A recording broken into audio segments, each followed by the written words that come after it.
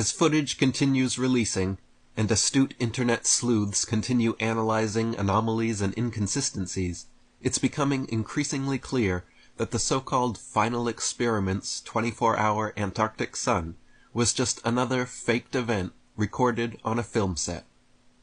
Unbeknownst to most, for the past few years, portable, panoramic, 360-degree LED studio setups now exist and are being used for Hollywood productions like The Mandalorian and many others.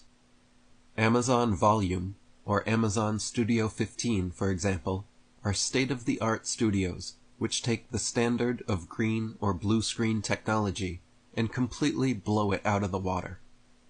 With new 360-degree panoramic LED screen studios, the entire background and ceiling or sky are digitally created in Unreal Engine, then projected live in up to 16K resolution, so the actors on set can see, react, and interact with everything in real time.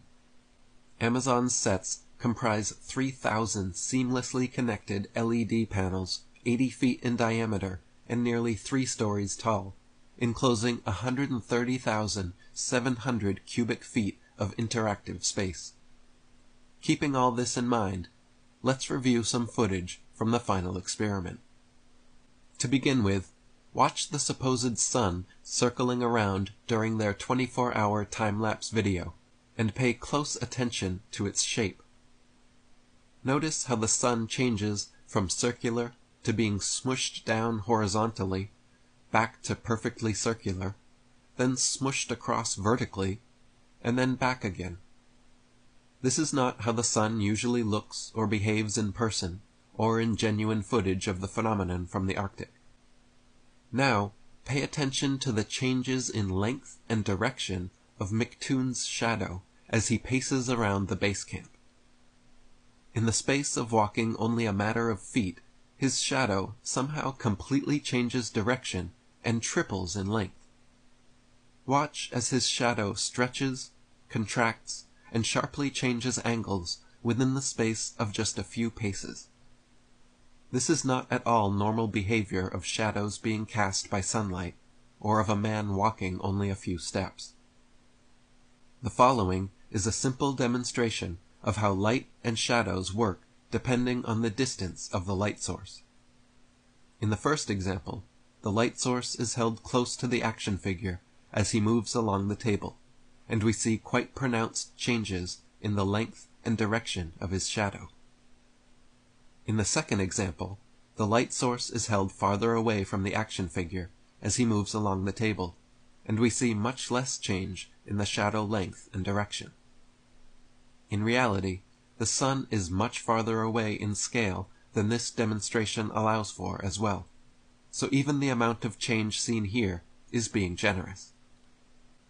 A man walking such a short distance outside should never have a shadow that changes direction 90 degrees and triples in length. Now let's watch as McToon and Austin Whitsitt respond to commenters asking them to show their breath in the Antarctic. As they blow hot air out their mouths in freezing temperatures, there should be a cloudy mist that forms in front of their faces as the water vapor in their breath condenses. Instead, however, every time they blow, not a trace of fog appears. In Whitsitt's live stream, he claimed this was because the air was allegedly too dry there. Someone then asks him to pick up some snow, which he initially refuses to do because his hands would be too cold. So he turns his camera off, walks into the shed to grab some gloves, then comes back in front of the camera and exhales 1.5 breaths, which now mysteriously do show vapor appearing in front of his face, only to abruptly stop again. He says to the camera, "There's a little breath. What's up now?" as if somehow proving the skeptics wrong, and claiming that he took a sip of water in the shed, which was supposed to account for it.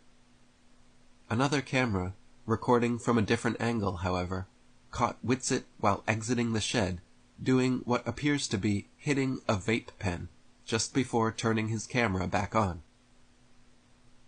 For comparative purposes, Here is what someone's breath looks like during winter in Maine, USA.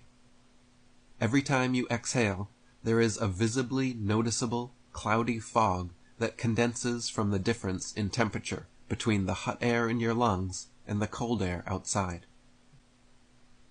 So after exhaling his vape hit into the camera, rather than picking up some of the snow that was all around him, for some reason, Austin walks several feet away and picks up a bit of snow from over there, then walks it back to the camera and lets it fall to the ground. If snow is everywhere all around him, why did he have to walk way over there to get some? Anytime close-up footage of their feet was shown, their footprints always failed to make any impression in the snow. Here he moves his left foot, and there is no impression, footprint, or displaced snow. Another thing apparent while watching the footage was the complete lack of wind or any precipitation whatsoever.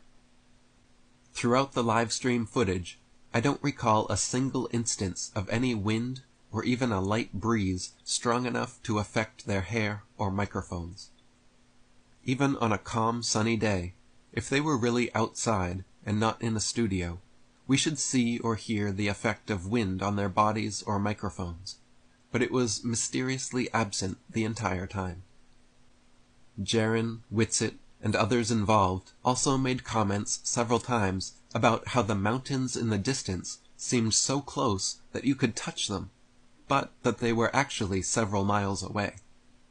The mountains do seem strangely closer than they should appear, and if you pay attention to where the background and foreground meet in footage from the final experiment, particularly the 24-hour sun time-lapse, it seems we are seeing where the digital backdrop ends and the studio floor begins. There is a separation line indicative of a film set apparent in much of the footage and made clear through the use of video editing technology. By adjusting the contrast, it becomes clear where studio reality meets digital fakery.